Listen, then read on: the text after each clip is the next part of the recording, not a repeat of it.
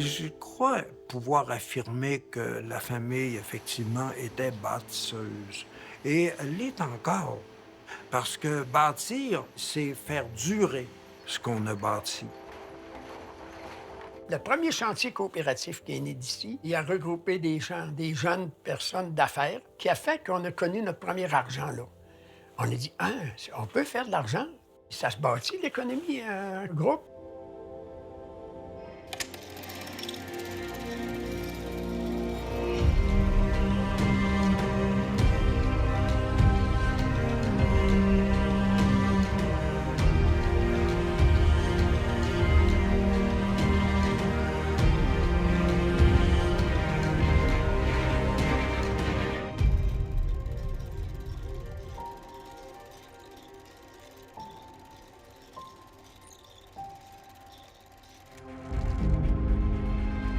À Sacré-Cœur, la famille Deschênes a façonné le territoire par des initiatives ambitieuses et profondément ancrées dans la communauté.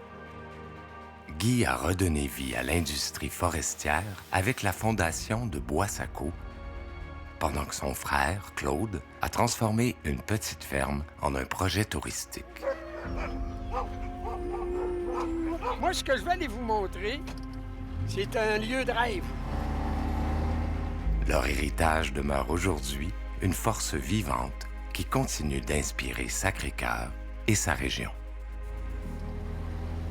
Je m'occupe de l'horticulture ici, puis des fleurs, tous les aménagements paysagers l'été. Ça, c'est un travail qui m'est familier à moi, ça.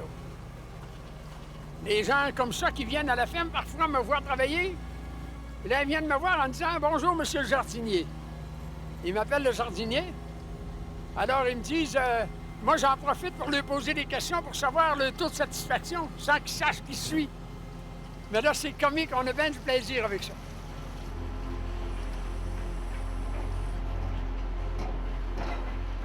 Il faut remonter dans les années 1970, où on a décidé de prendre en main notre économie sociale.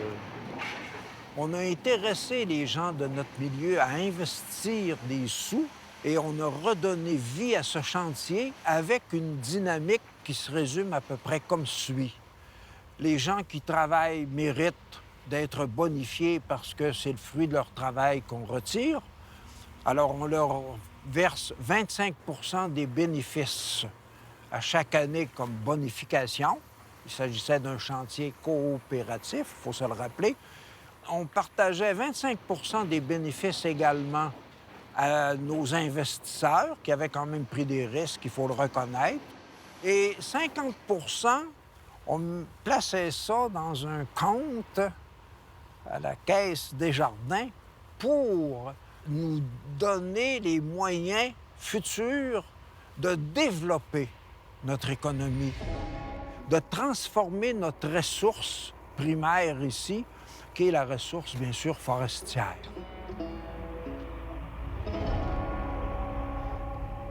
Bois-Sacco, avec toutes les autres sociétés qui sont ici sur ce site industriel, Ripco, Granulco, Sacopan, font partie d'un ensemble qui se regroupe pour être plus fort. Ce sont toutes des compagnies distinctes, avec leur propre mission, leur propre conseil d'administration, mais qui se retrouvent sur un même site industriel. Et ce site industriel-là appartient aux entreprises. Donc, les coûts reliés à ce qu'on appelle communément les infrastructures, c'est partagé par toutes les entreprises. Donc, ça vient diminuer de beaucoup ce qu'une seule entreprise aurait à assumer comme obligation financière. Alors, c'est ce qu'on appelle créer de la synergie.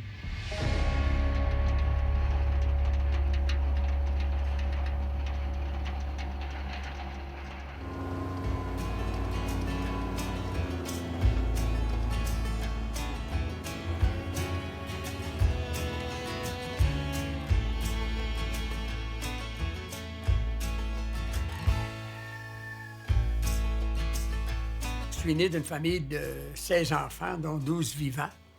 Je suis le 8e de la famille, donc le centre un peu. On a grandi sur une ferme, à l'époque où, bien sûr, l'argent n'était pas si facile.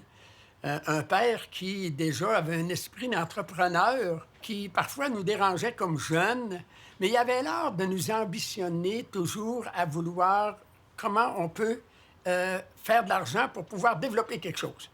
Exemple, il nous faisait participer, on recevait une petite paie pour la crème qu'on livrait à la crèmerie. Et lorsqu'il recevait sa paie, il distribuait toujours les surplus. Par exemple, si ça finissait par 84,50, il nous donnait le 4,50 à diviser par le groupe qui travaillait dans l'organisation. La famille Deschênes est arrivée ici, vous savez, évidemment, je n'étais pas né, bien sûr, parce que, bon, il y a quelques générations qui nous ont précédés. Mais je le sais que cette famille-là, c'était une famille généralement très attachée à la terre et à la forêt. C'était des gens qui se sont enracinés profondément et ce sont des gens qui se sont affirmés. Il fallait bâtir nous-mêmes. C'est ce que nos pionniers, je les appelle comme ça avec beaucoup de respect, ont fait au meilleur de leur capacité puis de leur connaissance, avec les moyens qu'ils avaient pour le faire aussi. Bonté divine qui n'avait pas beaucoup de moyens. Alors, eux aussi devaient avoir l'esprit créatif, inventif et ingénieux.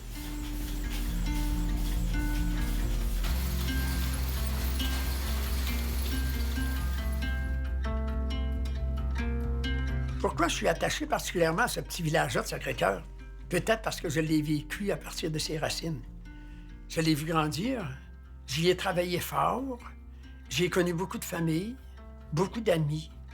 Et malgré les difficultés, on dit toujours que faire de l'argent dans un petit milieu, c'est pratiquement impensable.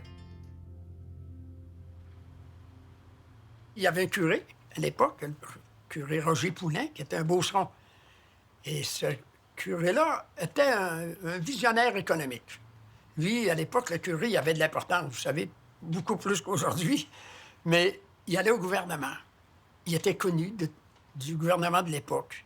Et il allait commander ou demander de l'aide financière. Et le premier chantier coopératif qui est né d'ici est né de son idée et a regroupé des gens, des jeunes personnes d'affaires avec lui. Il connaissait un peu tout le monde. Puis c'est là qu'on a eu l'idée de bâtir notre premier chantier coopératif qui a fait qu'on a connu notre premier argent, là. On a dit, on peut faire de l'argent soi-même. C'est là, le revenu nous vient en direct. C'est merveilleux, ça. Alors on a dit, ça se bâtit, l'économie, un groupe. C'était un peu l'esprit qu'on avait. Donc, quand on a commencé, moi aussi, je me suis attaché à ce petit patelin de terre-là, qui est devenu très vaste aujourd'hui.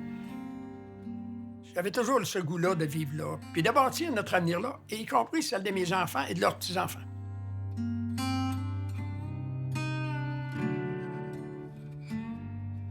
On a peut-être hérité un peu de certains gènes, hein?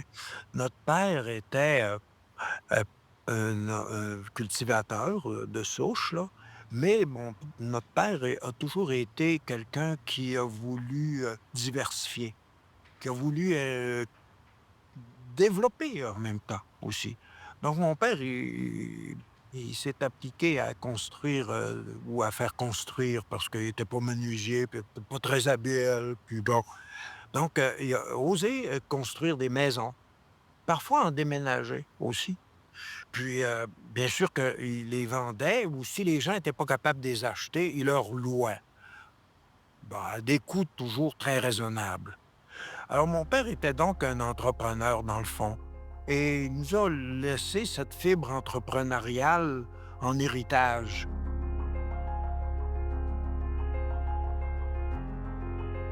J'avais des frères et sœurs qui, eux, avaient tous des commerces aussi. Ils se sont tous lancés en affaires. J'en ai un qui s'était lancé dans la vente, lui, d'équipements, loisirs, motoneige. Et j'aidais. On s'entraidait un l'autre.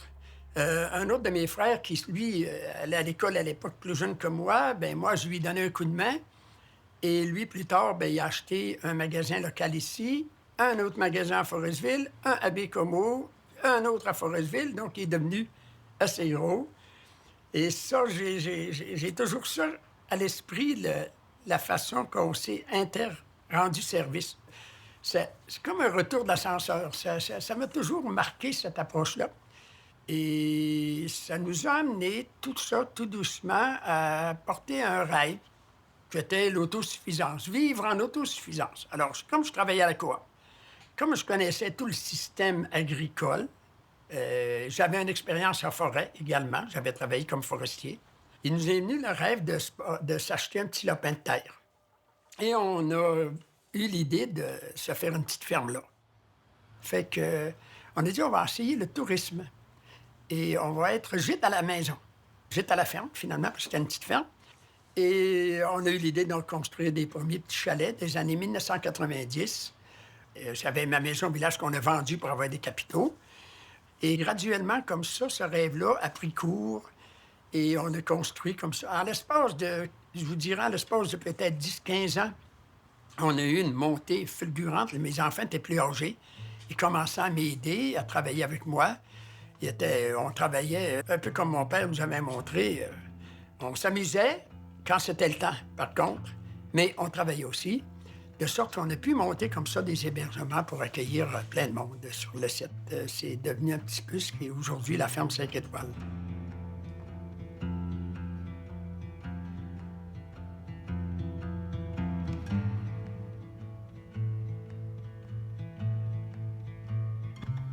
Je crois pouvoir affirmer que la famille, effectivement, était bâtisseuse.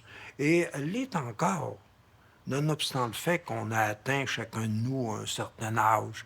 Parce que bâtir, c'est pas seulement faire quelque chose, mais c'est faire durer ce qu'on a bâti aussi. Bâtir, c'est à long terme. Alors, bâtir, c'est savoir aussi léguer en héritage des biens, mais avant toute chose, des valeurs, bien sûr.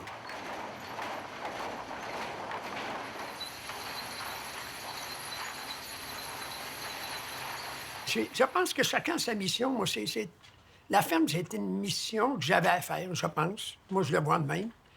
Parce qu'il s'est tellement passé toutes sortes de courts-circuits qui fait qu'aujourd'hui, c'est rendu là. On avait à développer ça comme ça. Mais bref, de rien, ça a commencé à grandir, les hébergements. Puis là, on a bâti une première petite cabane à sucre qui, tout à coup, s'est mis à connaître un essor. Et il y avait plein de gens du village qui venaient là parce que le printemps, il n'y avait rien à faire. Et là, on me disait, mais Claude, mais c'est non bien le fun, mais on devrait. Pourquoi tu grandis pas? Hey, moi, on me dit pas ça, on me disait pas quelque chose, c'est trop longtemps. Alors, bien sûr que j'agrandissais. Et d'une petite cabane à sucre, c'est devenu un grand bâtiment où on pouvait accueillir les gens de toute la région. C'était rustique. Un toit de tôle, et puis l'évaporateur dans le bâtiment. Puis ça nous dégoûtait sa tête parfois des soirées avec les musiciens. Mais c'était familial, c'était jovial, c'était simple. Puis ça a connu un essor terrible, la cabane à sucre, ce qui nous a fait faire, encore là, des revenus au moment où on n'en avait pas.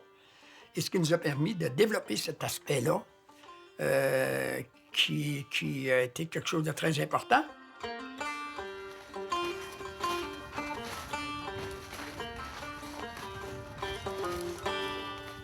C'est une aventure qui n'a pas de fin. Je dis toujours, quand mes jeunes, entre autres, là, on vient de toucher la 3e génération, là, parce que mes enfants viennent de revendre aux 3 plus jeunes de nos petits-enfants. On a 9 petits-enfants. Et ces 3 jeunes-là que je voyais pas venir, eux, ils ont dit, nous autres, ça nous intéresse. D'abord, ils étaient très proches l'un de l'autre. De sorte qu'aujourd'hui, c'est eux qui reprennent le flambeau. Et je les vois aller. Je regarde ça, puis je trouve ça intéressant, je trouve ça beau. Prenez-vous des bonnes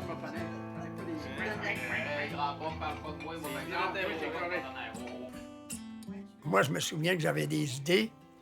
Et quand j'ai vu, puis c'est pour ça que je crois beaucoup à ça aussi, moi, on a un temps, on atteint un plateau. Et quand un plateau est atteint, je pense qu'il faut laisser aller les autres, peut-être partager quelques expériences, mais surtout laisser la liberté. Et mes enfants, je l'ai vu, moi, quand ils l'ont repris, ils l'ont redonné un plateau différent. Ils l'ont fait croître encore davantage. Et là, je vois mes petits-fils qui viennent à peine de commencer et qui déjà ont des rêves nouveaux. Et je les vois déjà me dire ça, on voudrait aller là, on va aller là, on va aller là. Alors, je pense que c'est une façon, moi, que je privilégie, en tout cas.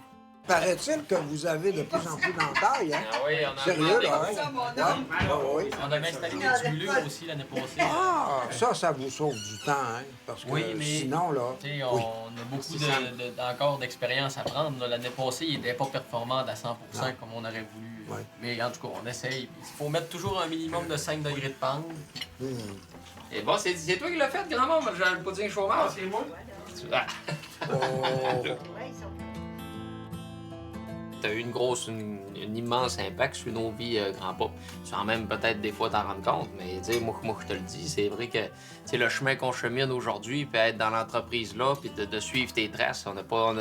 C'est pas des petites raquettes à suivre, là. Je me souviens, t'avais des grosses pattes d'ours quand j'étais jeune, des grandes raquettes de même, ça ressemble encore à ça. Il y a une bonne mémoire. Ouais, moi je te remercie pour ça, grand-papa, parce qu'écrime, tu sais, nous autres, c'est pas une corvée d'être là, tu nous as transmis la passion, puis un peu les objectifs, la vision d'un entrepreneur aussi.